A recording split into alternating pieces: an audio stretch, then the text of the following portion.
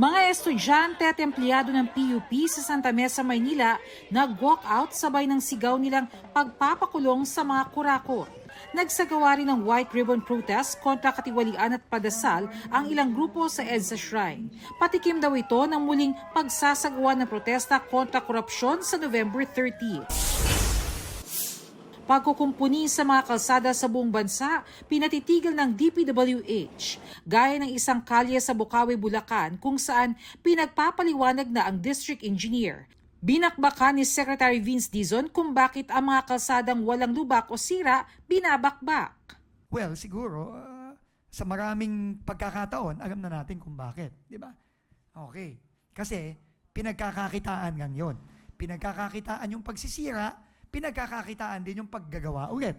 Hindi saklaw ng pagpapahinto ang mga kalsadang sira talaga at mga pagbubungkal para sa pag-aayos ng drainage o tubo ng tubig.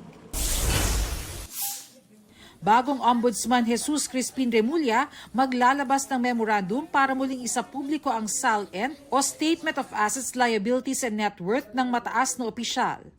Ibabasura nito ang Memorandum Circular No. 1 noong 2020 ng dating ombudsman, ang Duterte appointee na si Samuel Martires na nagbabawal sa paglalabas ng mga SALN nang walang permiso ng may-ari. Bernadette Reyes, nagbabalita para sa GMA Integrated News.